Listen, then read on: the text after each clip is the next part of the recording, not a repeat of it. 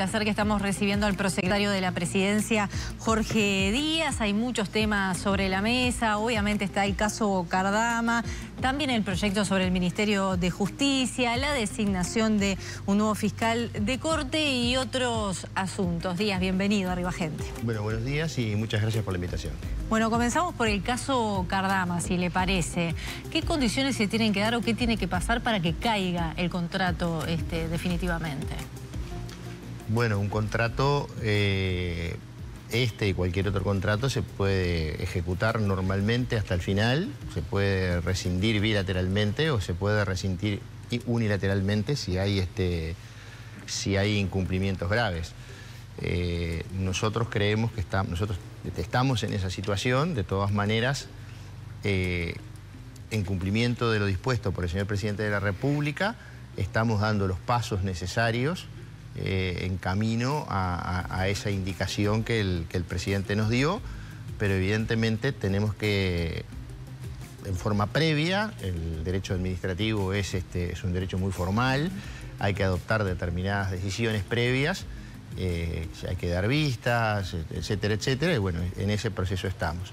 En este momento hay una inspección en la obra, además de los dos militares que estaban como veedores, como representantes del Estado uruguayo en Vigo, inspeccionando en forma permanente la obra, y esto me parece, quiero recalcarlo muy particularmente, porque lamentablemente en la interpelación se deslizaron afirmaciones y conceptos no solamente erróneos, sino conceptualmente erróneos, sino muy agraviantes y peligrosos. Claro, Javier García dijo que fueron espías. Bueno, precisamente creo que eso es una afirmación muy peligrosa, muy grave, muy irresponsable, porque... ¿Peligrosa por qué, doctor?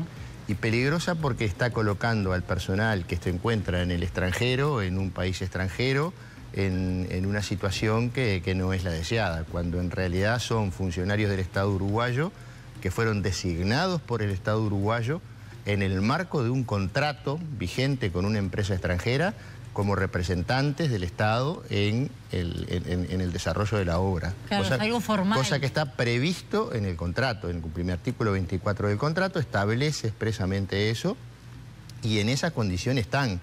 Entonces, tú afirmar en forma absolutamente irresponsable, sin ningún fundamento, decir que esos militares que están en el extranjero son espías, por suerte, o gracias a Dios, este episodio se da en el Reino de España, un país con el cual tenemos excelentes relaciones, que nos permitió rápidamente, desde el punto de vista diplomático, aclarar esta situación.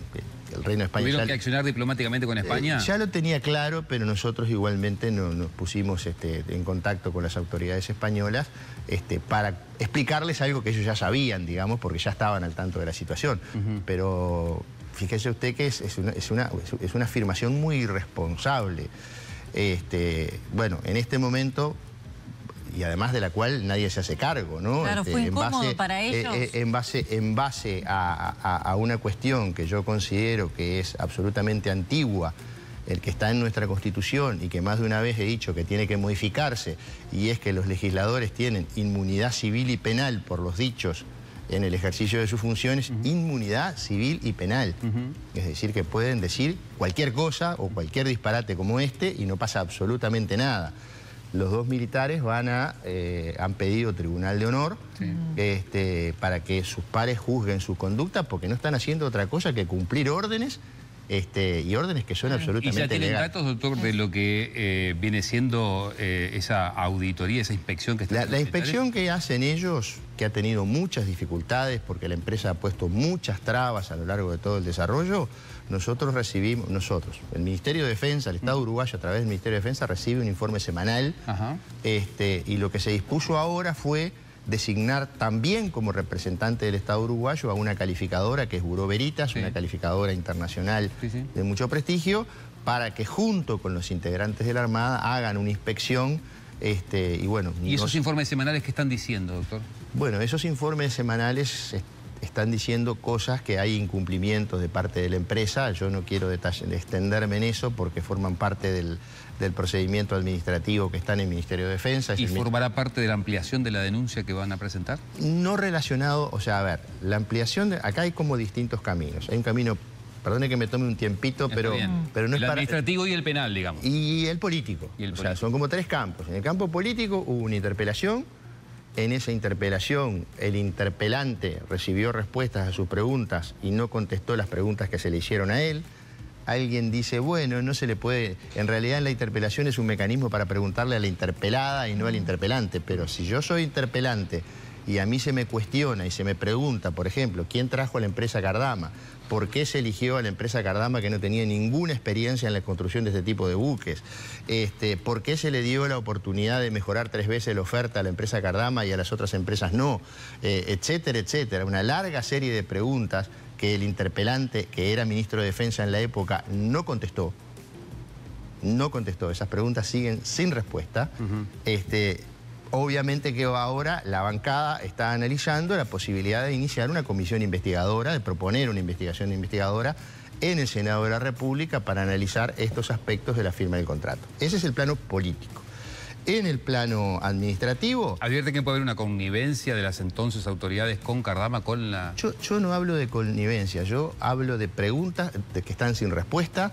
Y hablo de desprolijidades administrativas, no en la firma del contrato, sino en el procedimiento posterior que tiene que ver con la constitución de las garantías. Ahí hubo todas las desprolijidades administrativas juntas.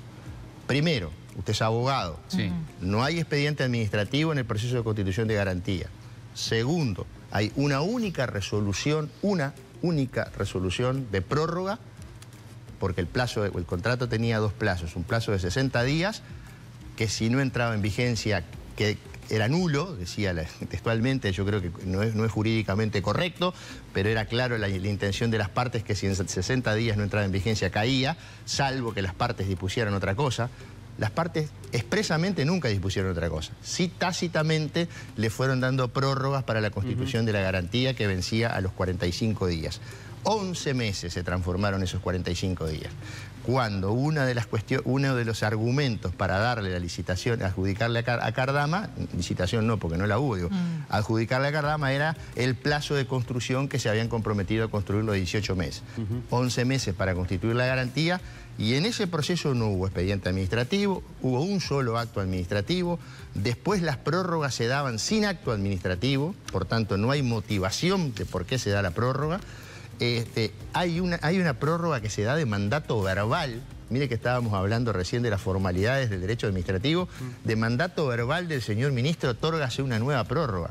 Hay advertencias del estudio del Piazzo a lo largo de todo ese proceso de constitución, donde dice el plazo está vencido, hay que rescindir el contrato, y sin embargo se siguió. Bueno, todo eso yo entiendo que en algún momento tiene que ser analizado por la Fiscalía. Porque evidentemente ahí hay un conjunto de irregularidades administrativas que, bueno, podrían o no encajar en un delito. Y oportunamente será el fiscal el que lo diga, no voy a ser yo. Pero le puedo asegurar que si ese cúmulo de irregularidades las hubiéramos hecho nosotros, ya se había armado un escándalo y había ardido Troya. Sin embargo, ellos parecen querer justificar todas y cada uno de sus actos cuando, a la luz del derecho administrativo, no puede sustituirse un expediente por una cadena de mails, que fue lo que se hizo. Entonces, volviendo al punto, bien, yo no afirmo que esos hechos constituyan delito, porque no tengo pruebas, y eso lo debe, en definitiva, analizar un fiscal. Pero sí que existió un cúmulo de irregularidades administrativas muy grande, donde hay 2 personas que participaron activamente en ese cúmulo de irregularidades administrativas, que hoy fueron funcionarios del Ministerio de Defensa y hoy están como en comisión en el despacho de Javier García. Es decir, el círculo como que va dando vueltas sobre lo mismo. Eso lo investigará un fiscal.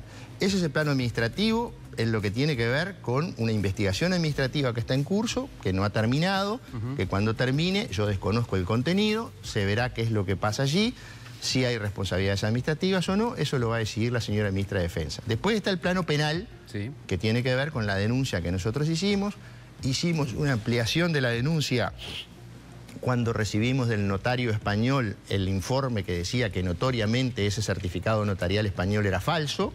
Ya sabíamos que la garantía era falsa, se agregó lo del certificado y ahora vamos a hacer una tercera ampliación, una segunda ampliación. Bueno, usted sabe que se pide hora en Fiscalía y no tenemos el día y la hora, pero se va a agregar una pericia que el Ministerio de Defensa le pidió al Ministerio del Interior respecto a el documento específico de la garantía. ¿Qué dice qué cosa? Y que dice que, bueno, que no hay firma digital, que la firma no es autógrafa, no es original, y que realmente hay 3 documentos que tienen la misma firma calcada exactamente en el mismo sello, en el mismo lugar, con el mismo texto, que lo que dice la policía científica es como que se agregó, se copió y se pegó de un documento a otro. Ahora, y además, otra cosa. Sí. Cuando nosotros íbamos a hacer la conferencia de prensa, cuando el presidente de la República hacer la conferencia de prensa, que recibimos del señor Cardama un correo electrónico diciendo... Ignorantes. Yo renové la garantía, pero me olvidé, como él no sabía, que nosotros obviamente habíamos ya detectado que esta empresa era falsa, la renovación de la garantía, yo la renové el 26 de septiembre, entonces nos manda, ¿qué nos manda? La misma garantía de la misma empresa que nosotros ya sabíamos que no existía. Y además, la fecha, se ve que en el apuro se olvidó cambiar la fecha, en lugar de poner 26 de septiembre del 2025, puso 26 de septiembre del 2024. Es decir, renovó una garantía antes de constituirla. El cúmulo de irregularidades es tan grande que podríamos pasar un programa entero detallándolas. Ese es en el plano, obviamente, penal. Y luego está el plano contractual. Bien, permítame simplemente en el plano penal, porque ahora usted está dando en estos momentos algún detalle más de la denuncia y hago énfasis en esto porque el otro día en esa misma silla Ojeda hablaba de ese pedido de acceso a la información pública, que por qué no se dice públicamente de una situación que la conoce todo el país, por qué no se dan detalles de la denuncia, la señora Bianchi, que habla de oscurantismo en torno a todo este tema Cardama, y por qué Presidencia de la República, usted en particular, no muestra públicamente qué es lo que dice la denuncia. Bien, nosotros recibimos un pedido de acceso, cuando presentamos la denuncia discutimos si la íbamos a hacer pública o no, en función de un artículo del Código de Proceso Penal que puede tener una u otra interpretación, y ante la duda lo que dijimos fue, bueno, no lo vamos a hacer pública, que investigue la Fiscalía, no queremos obstruir la investigación de la Fiscalía, que el fiscal haga su trabajo tranquilo, sin que nosotros estemos dando a publicidad determinadas cosas. Cuando llega el pedido de acceso a la información pública, eso pasa a estudio, luego hay un pedido de ampliación del acceso a la información pública, conforme a los criterios que maneja la unidad de acceso a la información pública, que es el organismo regulador a nivel nacional respecto del tema del acceso a la información pública. Cuando se pide una ampliación del pedido original, el plazo para responder se computa desde la ampliación, en base a principios elementales de buena fe y hasta de probidad, en el sentido que si te piden un pedido y el último día, cuando está venciendo el plazo, te piden la ampliación y vos computás el plazo desde el primer día, como que... Entonces, está claro el concepto de que se computa desde la ampliación. Como el señor Ojeda presentó una ampliación, el plazo se computa desde la ampliación. El plazo no estaba vencido, lo que hicimos fue hacer una prórroga ahora, y la prórroga está fundamentada en un informe que está anexo a la resolución administrativa, que dice que está estudio, porque nosotros le pedimos a la unidad de acceso a la información pública que nos diga, que nos dé su criterio técnico, específicamente si nosotros podemos dar esa información o no. Si la unidad de acceso a la información pública nos dice que podemos dar esa información, con muchísimo gusto, mire, pero con muchísimo gusto se la llevo en mano y se la entrego. Es más, la publicamos en la página web de Presidencia. Por mí, en ese sentido, no hay ningún problema. No hay oscurantismo. Lo que no queremos es hacer nada que mañana nos digan que vulneramos la ley en este aspecto o en este otro aspecto. Bien. Bueno, hay otros temas también para consultarle a Díaz. Por ejemplo, el proyecto que presentó Bordaberry sobre la prisión domiciliaria para los mayores de 65 años que están condenados por delitos de lesa humanidad. Ya se manifestaba el presidente Orsi al respecto. ¿Usted qué opina? Mi opinión es la opinión del gobierno y la del Frente Amplio. Es decir, yo vengo... he dicho, o sea que no es necesaria. Yo vengo de una cultura política donde las discusiones se dan dentro de la fuerza política y dentro del gobierno. Cuando yo tengo un tema sin lugar a dudas, disruptivo como este, si lo tengo que plantear, lo planteo en el seno del gobierno. Si tengo que dar la discusión, la doy en el seno del gobierno o de la fuerza política. Y una vez que se tome una decisión, obviamente me pliego a la decisión que se tome. A mí no me parece que contribuya que los integrantes del gobierno estemos dando nuestras opiniones por separado, salvo obviamente el presidente de la República, que es quien comanda el gobierno y tiene todo el derecho del mundo a hacerlo. Pero quienes somos integrantes del gabinete tenemos que plegarnos a esa postura. En el gabinete este tema no se discutió, sí claramente se discutió en la fuerza política, que tiene una posición tomada, que su presidente, Fernando Pereira, ya la ha anunciado públicamente, que la vicepresidenta de la República también. Mientras no se discuta una posición contraria o nadie proponga un debate en estos términos, la posición es esa y por tanto esa es mi posición. Doctor, hace algunos... Académicamente puedo tener muchas posturas, pero... desde el punto de vista político, no hay libertad de cátedra en la política. Claro. Bien. Tengo muchísimas preguntas para hacerle. Apelo a la síntesis. A la síntesis. Yo soy de respuestas largas, pero bueno. Por eso le hago la precisión. Doctor, proyecto de Ministerio de Justicia. Está en manos del presidente de la República. ¿Ya está armado? Sí. Hay ahora que hacerle una corrección o alguna corrección en función de algunas modificaciones, de algunas aprobaciones que se hicieron en la ley de presupuesto, pero que son cosas mínimas. El presidente de la República decidirá políticamente. Yo le sugerí que no lo mandaran el presupuesto. Sí. Él entendió esa postura, la compartió. Y quedamos en que luego de que terminara el trámite presupuestal, que acaba de terminar, ese proyecto se iba oportunamente a remitir. Veremos si es ahora a fin de año, no creo, será, supongo yo, a principios del año que viene. ¿Pero se va a precisar presupuesto, se va a necesitar de la rendición de cuentas del año que viene para poder instrumentarlo? Mire, ¿o no? En general, todos los ministerios que se han creado en los últimos 40 años... Son reordenamientos. Se crean por leyes que no son presupuestales. O sea... El Ministerio de Ambiente, que fue el único, se creó por una ley no presupuestal. El MIDE se creó por una ley de urgente consideración. Es decir, todos los ministerios que se han creado por leyes extra presupuestales. Lo que se le hace es asignar recursos y luego en las rendiciones de cuentas se le formaliza, digamos, esa asignación de recursos. En el caso del Ministerio de Justicia, si el proyecto saliera... Y si saliera como lo envía el Poder Ejecutivo, en realidad es muy poca la asignación presupuestal porque en realidad se lleva a muchos organismos que ya existen y que ya tienen sus presupuestos propios. Entonces, en realidad el plus de crecimiento sería relativamente pequeño en comparación con crear un ministerio de cero, por lo menos en el arranque. Pero bueno, eso lo veremos. Primero se tiene que discutir, tendrá que discutirse, tendrá que ver si se aprueba o no. Yo me sigo resistiendo a creer que una idea que antes de las elecciones todos los partidos consideraban buena, ahora parece que es mala.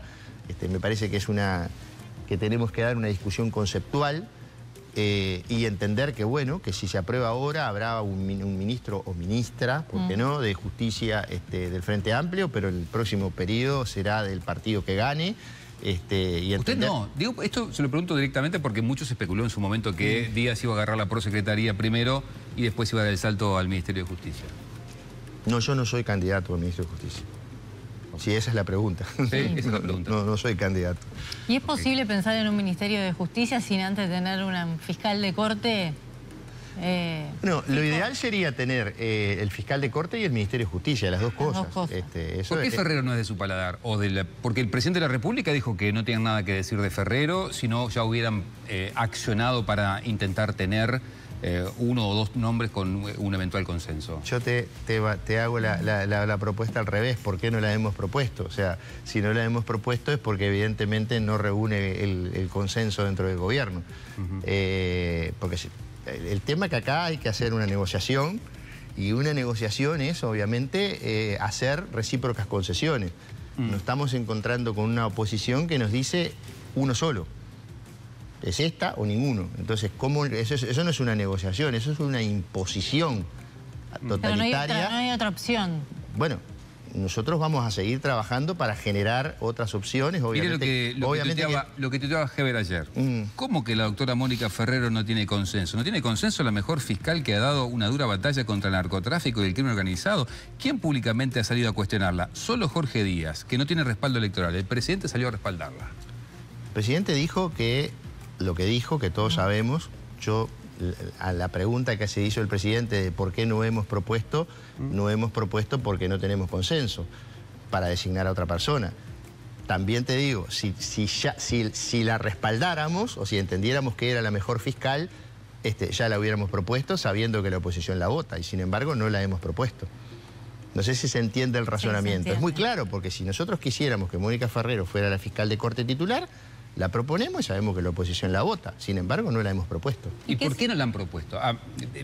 ¿Qué es lo que no termina de llenar el ojo, entre comillas, esto dicho? Yo creo que no es un debate... Mira, yo tengo un profundo respeto por la doctora Ferrero. La conozco mucho más de lo que lo puede conocer el señor Heber o el señor García o el señor Ojeda.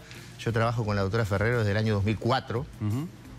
2004, cuando yo llegué a Montevideo como juez penal, trabajaba con 2 fiscales nacionales en ese momento. Una era la doctora Yance, la otra era la doctora Ferrero. Trabajé años con la doctora Ferrero en el juzgado penal cuarto y ella como fiscal, creo que era de 9º turno, si no me equivoco. Trabajé años con ella. Después trabajé en crimen organizado, como juez de crimen organizado, ella como fiscal. O sea, la conozco en la cancha. Yo no tengo ningún problema ni personal ni como fiscal. ¿Es un tema político? Lo que pasa es que ser fiscal de corte implica una gestión, implica un proyecto, implica en definitiva un proyecto de fiscalía. La fiscalía es el organismo de persecución criminal. El cargo de fiscal de corte es un cargo de gestión.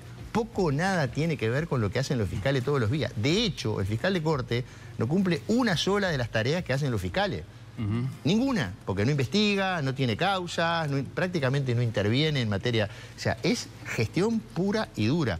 Y eso implica un proyecto de fiscalía, un proyecto de organismo persecutor, que evidentemente hay que generarlo, apoyarlo y discutirlo. Entonces, discutamos el proyecto y después veamos cuál es la persona más adecuada para llevarlo adelante. Porque si no parece una discusión de capricho, es decir, esto porque si no yo podría decir, ¿por qué el Partido Nacional dice Ferrero o nadie?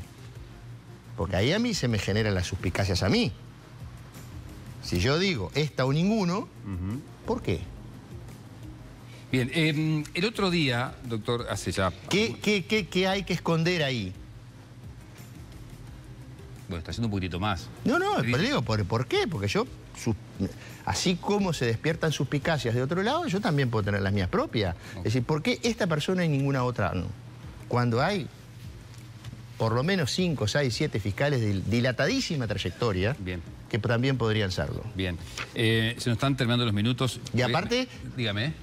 Quien designa es el Poder Ejecutivo con venia del Senado. Acá lo que se nos quiere es imponer un nombre. Y usted sabe que en política, cuando uno quiere imponer, lo que genera es resistencia, ¿no? El otro día, hace algunas semanas, el ex canciller de la República, Francisco Bustillo, dijo que Carolina H. fue arrastrada por Díaz por una intención política, para pegarle en el final del camino a Luis Lacalle Pou. Bueno, yo parece que tengo fama de arrastrador. Al Partido Nacional le encanta el verbo arrastrar. Arrastramos al presidente, arrastrar. Yo no arrastro a nadie. Yo fui el abogado de la doctora H. en un proceso penal concreto, que en una investigación penal, esa investigación penal está archivada, la doctora H. salió libre de pelo y paja, o sea, como tenía que ser, desde el punto de vista jurídico penal no tenía ninguna responsabilidad, se archivó el expediente y ahí termina mi vínculo con la doctora H. Eso entra dentro del terreno de tratar de ningunear a algunas personas adjudicándole que otros las arrastran o las llevan de las narices. En realidad los seres humanos toman sus decisiones con total tranquilidad. Yo creo que cuando uno dice, fulano arrastró a Mengano, ¿qué quiere decir? Que poco menos que el otro es que es inimputable, que las decisiones en la investigación tomadas, llevadas adelante y las acciones fueron obviamente, como abogado, tú lo sabes muy bien porque sos abogado, tú a tu cliente le decís, mirá, esta es tu situación jurídica, podemos hacer esto, el camino mejor es este, yo te sugiero pero en última instancia quien toma la decisión es el cliente. Porque muchas veces si el cliente no le gustan las opciones que tú le manejás, cosas que pasa muy seguido, se va a buscar a otro colega. Entonces, acá, lo que pasa es que yo creo que el embajador Bustillo quedó muy mal parado donde salieron a la luz un montón de cosas, conductas de su forma de proceder, que evidentemente ahora está tratando de buscar acomodarse. En este momento tiene un sumario administrativo. Sí, supongo que tratará de defenderse y tiene todo su derecho a hacerlo, ¿no? Doctor, ¿qué van a hacer con Alejandra Casablanca en la Secretaría de Derechos Humanos? Hay un informe de salud ocupacional que avala las denuncias de maltrato. Yo no conozco el informe de salud ocupacional hasta hoy. Eso en este momento está en el nivel del director general de Secretaría de la Presidencia de la República, el doctor Pastorín. Hoy probablemente nos reunamos y hablemos sobre el punto y ahí veremos cuáles son los caminos a seguir. Un informe de salud ocupacional que me interesa aclarar, no es una investigación administrativa, no es un procedimiento disciplinario, sino que es una intervención que hace un abogado, un psicólogo, incluso hay representantes de COFE en ese procedimiento, que lo que busca es determinar, bueno, cuál es el nivel de sanidad o de salud que hay en esa dependencia, cómo son los vínculos, etcétera, etcétera. No apunta a decir fulanito, entonces, cuando lo recibamos, lo que vamos a hacer, obviamente, es analizarlo. Hay que hacer una devolución a las partes que participaron de ese proceso y una vez que pase eso se tomará una decisión. Me quedan 30 segundos, 30 segundos literal porque me matan si no en producción. ¿Por qué cree usted, por qué cree el doctor Jorge Díaz que desde la oposición lo visualizan como un Maquiavelo, un monjenero, un tipo que está articulando todo el tiempo? Rasputín, dijo. Bueno, Rasputín también, Javier García. ¿Por qué cree usted que tiene ese mote? Habría que preguntárselos a quien lo dicen. Está bien, Yo está lo bien. que hago... ¿Pero usted por qué cree que tiene ese mote? Mire, soy muy de Tauro, soy trabajador, tenaz, constante, persistente, hago cosas, soy un hacedor, permanentemente estoy, todos los objetivos, me hubiera gustado hablar del balance del año, todos los objetivos que a mí me asignaron por las prioridades, todos están en camino o cumplidos. Es decir, yo lo que hago es trabajar, generar, crear, arriesgar, porque en la burocracia a veces llama la atención cuando uno toma riesgos en la toma de decisiones. Si estoy convencido de una idea, batallo y batallo y batallo hasta conseguirla. Esas son mis características personales que creo que las conocen todos los que han trabajado conmigo. Después todo lo otro, yo creo que, no sé, la verdad que me lo he preguntado muchas veces, a veces se me ocurre una respuesta, a veces no. Pero bueno, creo que forma parte de la construcción de un relato de tratar de cuestionemos al mensajero, porque de esa manera el mensaje pierde fuerza. Creo que hay algo de eso, pero es una suposición mía. Sería bueno preguntarles a ellos, ¿no? Porque hay algunos que parecen hasta tener miedo, no sé, yo qué sé. Prosecretario de la Presidencia, Jorge Díaz, muchas gracias por haber venido. Gracias a ustedes por la invitación y les deseo a ustedes y bueno, a todo el equipo de Canal 10 unas felices fiestas y que el año que viene sea muy bueno para todos y en particular, bueno, para el gobierno por supuesto, para el país, pero también para los trabajadores de la prensa, que ha sido un año duro. Así que mi solidaridad y esperemos que sea mejor.